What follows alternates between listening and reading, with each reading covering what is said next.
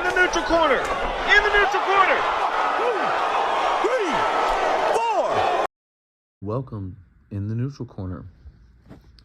Hey guys, what a card. Man, top to bottom, this Gamebred card was for sure the best card that Dean Tool and Company have ever put together. Ever. Hands down. No, absolute no doubt. Boxing every single matchup, and I cannot stress enough how top to bottom this card was great. I mean, it was great. Wow. The white canvas was soaked with blood at the end of the night from boxing matches.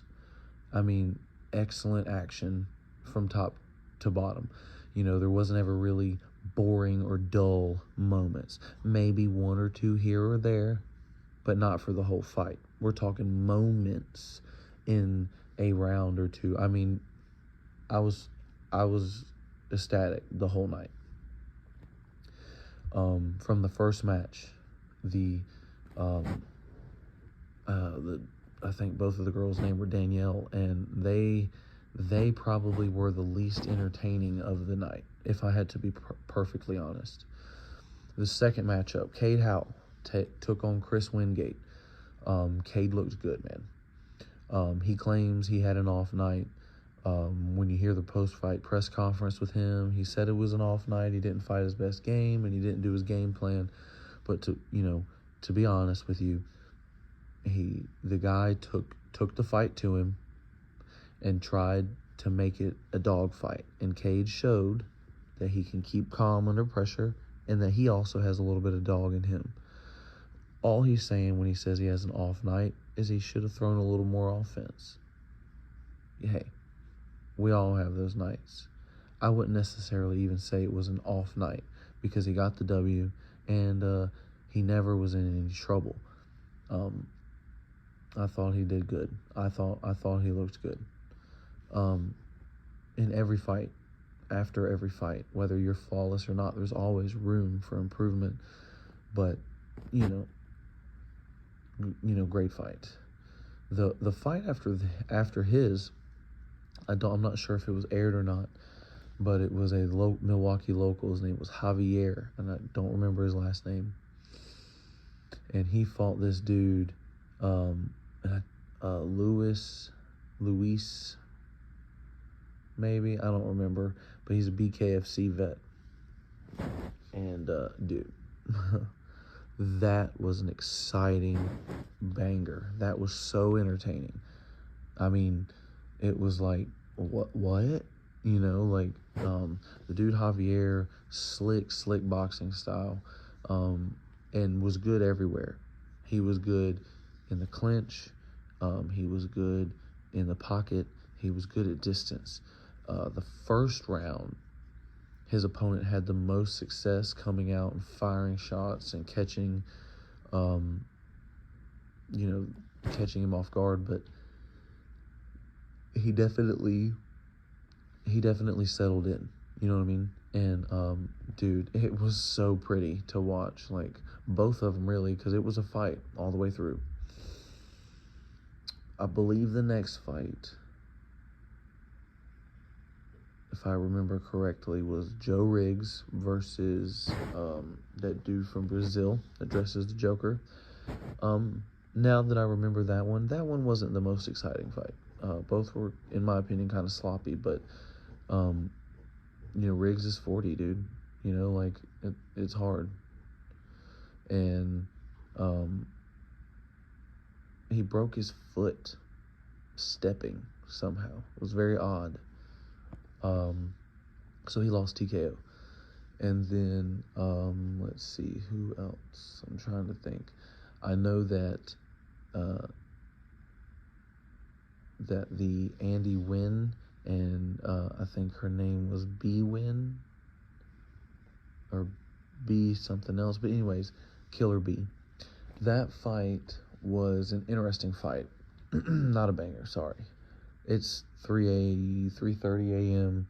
I'm very tired. I've been up all day dealing with the event, but I really wanted to get this done. So, and I'm, again, unprepared, and I didn't write down the list or anything like that of the fighters. So I'm going off of a 3:30 a.m. memory with no food, et cetera, complaint.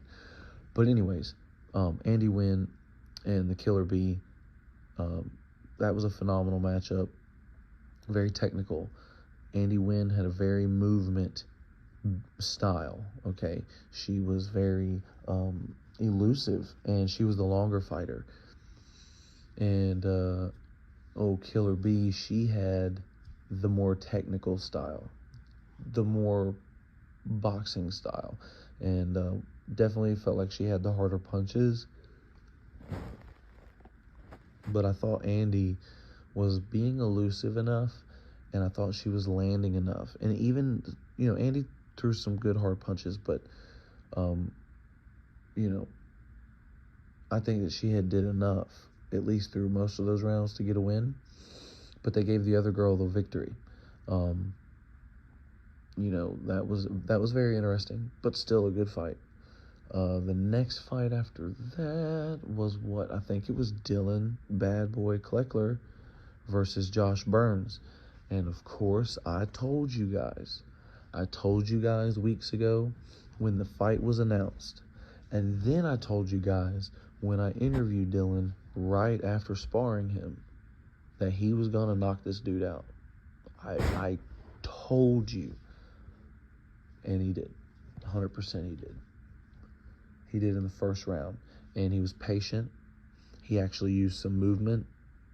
He was elusive at first. And then he set him up, and he hit him with a right hand that kind of woke him up a bit. Dylan hit Josh, and then Josh clinched with him. A little bit of a time that passed, and then Dylan, crushes him with a 1-2, boom, boom, and it looked like he got hit with a cattle prod. His legs stiffen up. He falls straight down, comically, dude. And, looking at Dylan like, what the hell just hit me? Like he was seeing 3 Dylans in front of him. So then he gets up.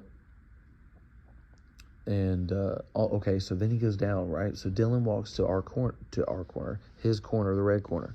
The rule is when you score a knockdown, you're supposed to go with me in the neutral corner, right? So he wasn't doing that. Honestly, that would have been like a minute and a half knockout, because the referee, even though he's supposed to have a count guy on the outside counting, that's, if you ever hear a knockdown and you hear the referee, they hear the knockdown, you hear a slap, 1, 2, that's the guy on the outside keeping cadence, just in case the referee has to deal with the other. Now, that did happen. However, when the referee and everybody's trying to tell Dylan to go to the neutral corner, Josh is recovering. It was honestly like a 20-second, maybe a 15, but a 15 to 20-second count. He was knocked out on the first. But see, those two have some bad blood, so I know Dylan definitely did not mind having to knock him out again. So they get up, and same thing happens. This time, Dylan hits him with some good, clean, patient, but good and clean 1-2s, and it sent him face first into the bottom rope. I mean, comical. That was all she wrote. You know what I mean? All she wrote.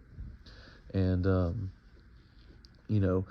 Josh Burns gets up, and he's, yelling some horrible things about Dylan and just personal things, and attacking Dylan's family. And it's just like, dude, you got knocked the fuck out. You don't even want to meet this guy out at the bar. Shut up. I hate when people are like that. You fought. Settle the beef, dude. You fought. Settle the beef. Although he probably most definitely was concussed, so maybe that's what it was. Who fought after Dylan, man? I mean, just phenomenal fights. Oh, I missed Roy Jones Jr.'s protege from India. Holy cow. Was it like Meep something? And he was freaking phenomenal. He fought this dude from the BKFC, and holy cow, that dude was flashy and powerful. And it was they was like, he fights at like 130. It's crazy. So powerful for a 130. But anyways, after Dylan fought, oh yeah, dude, after Dylan fought, it was fight of the night. Without a doubt, the fight of the night. And it was Gina Mazzani versus Pearl Gonzalez. And I told you guys this was my choice for fight of the night. And I told you guys I thought Gina was going to be the one to edge it out. And she did. It was actually scored a majority decision. And for those of you who don't know, a majority decision means 2 judges scored it for one fighter, 1 judge scored it as a draw. And dude, that fight was amazing. Probably the best fight in Island Fights history. And I know this isn't Island Fights, but you know what I mean. Anybody that's local, y'all know what I mean. Definitely 100% the best fight in Gamebred history. But yeah, excellent. I mean, both of those girls were so bloody. It was ridiculous. And the heart they showed, the toughness they showed, it was absolutely everything you want out of a combat sport. I mean, and then afterwards, just like good and nice, you know, like sportsmanship. It was great. It was a great fight. Dude, man, you know, I really want to talk about these fights because I took so many clips and so many videos, but you know, man, just a all-out war. You know, Gina started out really strong, and Pearl finished really strong. So that's always so fun to watch, right? You know, a slow starter versus a fast starter, and a fader versus someone who gets better as the rounds go. And then after them, Devin Cushing, I believe, fought, and dude he looked flawless. I'm pretty sure for the first 2 rounds, I don't think the guy even landed on him. I mean, Devin was like, dude, Matrix, just in the Matrix. Devin looked really good, and he was just whooping up on this dude, bro. Like it was like, yeesh, you know. But yeah, Devin, lightning fast behind the jab as always. His reflexes were really there tonight. And that left body shot I was talking about was there all night. Landed it. He also landed a few right uppercuts. But I don't remember the exact shot that took the guy out. You know, man, Devin, what he honestly needs is just that name, right? That name, because the skill's there. No problem. Skill's there. So he needs that name. He needs to fight a name so even more people will pay attention. But Sean Porter, the champ, Sean Porter, you know, my man, Sean Porter, he even said and had nothing but good things to say about, you know, Devin Cushing's boxing skills. Yeah, you know, there's nothing you can say that hasn't already been said about that. The only thing I've got to say is that for him to get the recognition he deserves, he's gotta beat a name. Someone even asked him that in the post-fight press conference about fighting someone with a record similar to his, and you know, the record thing matters, I guess, especially in boxing. More so, it's the name recognition, right? He's got to beat someone with a name in boxing, and like I said, it doesn't have to be a murmur that people are doing, but it's something, you know. That's his next step. 13-0, 9 or 10 knockouts, something like that. Dude's a savage. Kid is a savage. after Dylan fought, or after Devin fought, I believe there was that Luis Feliciano versus God, I can't remember his first name, but his last name was Booth. And that fight was a fantastic brawl. Fantastic brawl. I mean, and I say brawl, but it was a tactical brawl. Luis Feliciano, I think he moves to 17-0 now. He was a boxing technician, where the other guy who was a boxer or is a boxer was still a little more wild, a little more explosive, took a few more chances, took a few more chances. You know, he really was putting it all out there, so to speak. So that was a very interesting matchup, and those guys beat the brakes off each other, man. It was awesome. I mean, just traded back and forth. That was probably the second best fight of the night, you know? And then I believe Luis Feliciano got the win. And I think he's a Milwaukee guy, or at least somewhat local. Luis Feliciano's movement, I mean, that kid's going places, first of all.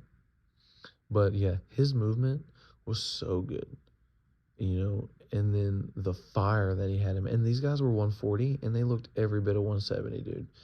They were so fucking big. For 140, I was like, excuse me? You know? And then, you know, another thing I love about boxing, man, is the shorts and the shoes and the gloves and the matching. And oh, dude, it's so pretty. And almost all of them had such, you know, pretty or interesting, you know, fight gear. So yeah, after that one, man, was the three big ones, right? It was Jose Aldo versus Jeremy Stevens, and that one was a war, just like we predicted. Aldo came out fast and hard, and just as I predicted, they were using boxing techniques, but they were very much stand-up MMA fighting or stand-up MMA boxing. Jeremy Stevens coming straight forward, throwing bombs, trying as hard as he can to get in. Jose Aldo being a sniper, trying to stay on the outside, trying to land that left hook to the liver. He tried it over and over and over again. Jeremy did a great job at blocking that. Took a lot of hard punches, took a lot of hard shots, ate them, kept on coming. And then the same for Aldo. Jeremy pulled for it on the way out, like, so on the back half, you know, Jeremy started coming on and started doing a lot, especially as Aldo started to fade. And Jeremy started really putting the pressure on Jose Aldo, and it was really cool to see. You know, if you judged a fight based purely on damage afterwards, like before they clean up and everything, you know, Jeremy's face was pretty rough looking. Once he washed it off and you know, wiped it off and all that, it didn't look so bad. But the blood was everywhere, busted nose, you know, blood everywhere. And Aldo had a little bit of swelling, couple of, like, a mouse under his eye and one above his eye, but nothing too crazy. So based on just the way they looked after the fight, you know, you'd think there would be a clear as day winner, but there is not. It was scored a draw, which, to be completely honest, I'm not super mad at it. Kind of, you know, I'm not super mad at it. You know, I thought Aldo was a little sharper. I thought Aldo probably won, you know, 4, maybe 5 rounds, but maybe not. You know, it just depends. I was really watching as a fan and less as like a judging, you know, in a judging mindset. I was also recording a lot, and I was also having to deal with a lot, you know. But yeah, it was a draw. they're wanting to run it back again. That's a fight I'd watch again. Then you have Vitor Belfort versus Jacare Souza. And I know I said I picked Jacare for the upset, but dude, Vitor beat the fuck out of him, man. Like, again, if you were to judge a fight on, if you were to judge a fight on damage, they were both pretty damaged. A headbutt, I'm almost positive it was a headbutt because just the placement of it, the way the cut was, all of that opened up Vitor, and Vitor looked gnarly, dude. It's epic looking, but man, he looked pretty crisp. He looked pretty good. Obviously Jacare has some serious power because Vitor 100% could have knocked Jacare Souza out. 100%. If Vitor would have threw a couple of more feints, and if he would have kept pressure at very pivotal moments, and there were very many of them, he could have pressured him and put Jacare to sleep. But Jacare, being the world champion, world-class grappler that he is, he was clinching a lot. And that probably tired Vitor out. Vitor, like, boxers don't do a whole lot of clinch training. So, yeah, it probably tired the shit out of Vitor, to be completely honest. But, yeah, it was, that was an entertaining fight. They traded shots. Vitor he knocked Jacare down like 2 or 3 times, in the first round or second round. And, it was not looking good. But Jacare sucked it up. He got hurt quite a few times. He stung Vitor quite a few times and sucked it up, and he made it the distance. But ultimately, it would be Vitor to get the win, by decision. So Vitor, is pretty cool. I'd be interested to see what he does next. He didn't look like excellent by any means as far as boxing standards go, but he looked pretty freaking good, and the fight was good, and that's what we want to see. We want to see fights, we want to see 2 tough guys duke it the fuck out and see who's standing, and that's what, that's definitely 100% what we got with Vitor Belfort and Jacare Souza. So now it's time for the main event of the evening. 8 rounds in Milwaukee, Wisconsin, in the cruiserweight division. Fighting out of the blue corner, Anthony Showtime Pettis, former WEC lightweight champion, former UFC lightweight champion, multiple knockout of the night or performance of the night winner, multiple time fight of the night winner. Exciting, explosive fighter.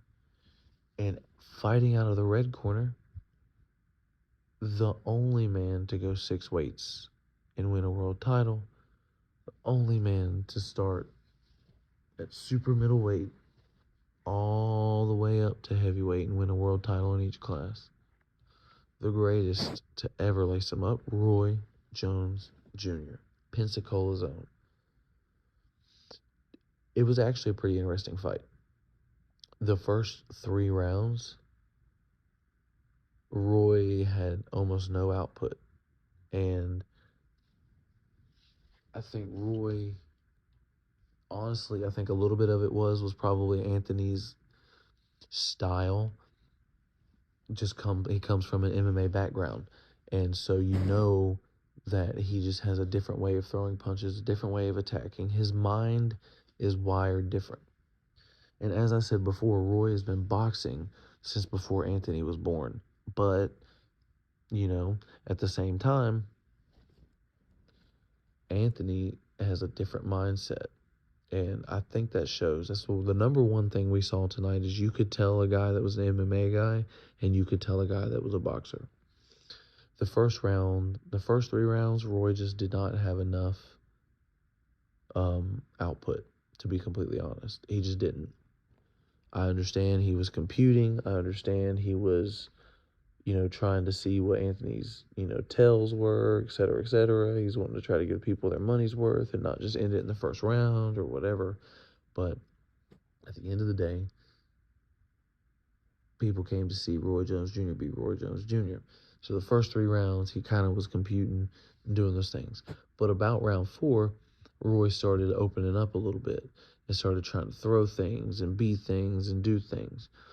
Now, this fight wasn't as exciting as Gina Mazzani versus Pearl Gonzalez, and it was not as exciting as Vitor Belfort versus Jacare Souza. It wasn't as exciting as Jose Aldo. But at the same time, it was. It wasn't as action-packed. That is for sure. But the flashes you saw from a 54-year-old Roy Jones Jr. were amazing.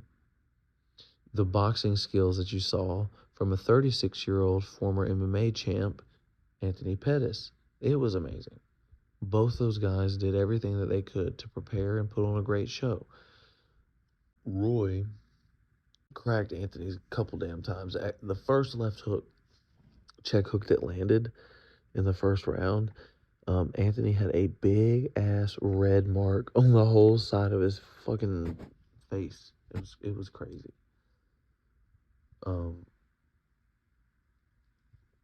But ultimately Anthony got the win. He got the dub, and Anthony did land a lot to the body. I will say that. And Anthony had great defense, but Roy's reflexes and defense were way better than people gave him credit for.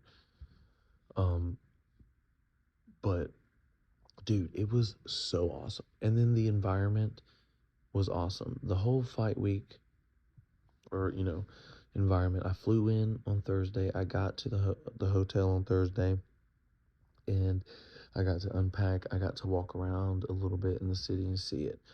Friday morning, I was up, setting the ring up. I had a little bit of help from a union here. Because I had a union here, I had to follow strict rules. And see, it's weird. I had to follow certain strict rules, but then other ones, I supposedly I wasn't supposed to be able to put my hands on anything really, but they let me work, which is good. I wanted that, they let me do the things that I needed to do. But crawling underneath that ring on the concrete and hauling those chains around and tying the things down and taping things down, and then I didn't get done until about 1:30 or so in the afternoon, and then I did walk around. I did have to help with a couple of things for the weigh-ins. At the weigh-ins, I had to work security for a couple of things, and then I also had to work as like a security's not really the right word I'm looking for, but like escorting the fighters. And then I had then this morning, and I was up late last night because I really just couldn't sleep. And we all went out and hung out. And went and had, well, I say hung out, we all went and had dinner, and then we hung out afterwards, all being, just the promotion and the production folks, and just kind of, blowing off a little bit of steam. So that was nice. All in all, it was an amazing event, and I'm proud to have been a part of it. I'm proud of Dean Toole and company that have done the thing. I'm Valencia and Nick Pinto and Devin Adams and all these guys that helped Dean and help make it possible for everything. All of them, AC, all of you guys, you deserve the credit. Mike Kometz, all of you. And without you guys, this thing would not run like the ship it should. Levi, you too. Yeah, man. Great, phenomenal night. Couldn't have gone better. With the exception of if Roy would have knocked out Pettis, that would have probably put the icing on the cake. But hey, man, he's 54. He got in there. He did it. And for everybody that's saying anything about money and needing money or whatever, no, it's not about that. I'm telling you. We fought for a long time as amateurs for free. As a matter of fact, when you're an amateur, you actually have to pay for things. So we used to pay to fight. So it's not so much that he needs the money. Whether he does or not is really unbeknownst to me. And honestly, it's irrelevant. It doesn't matter. He's 54. He's a boxing legend. He made his whole life and career off of and about boxing. That means the motherfucker loves to box. Let the motherfucker box. It is what it is. But anyways, I'm going to let you guys go. I appreciate you following me. I appreciate you subscribing. I appreciate every like. In the Neutral Corner. I changed my YouTube name to In the Neutral Corner. It's so all the way around. Facebook, Instagram, Spotify, Apple Podcasts, YouTube, anywhere podcasts are. In the Neutral Corner. Give me a like. Give me a follow. Subscribe. Throw me a share in there. Tell your friends. I really appreciate it, guys. Looking forward to doing this for a long time. Looking forward to I tried to get a few more interviews. It was a busy week. It really wasn't very easy to get an interview. So I got one. I'm happy with it. There will be more coming. Devin and Cade are definitely going to be doing an interview with me soon. So stay tuned for that. This is In the Neutral Corner with RJ Summerlin. Godspeed.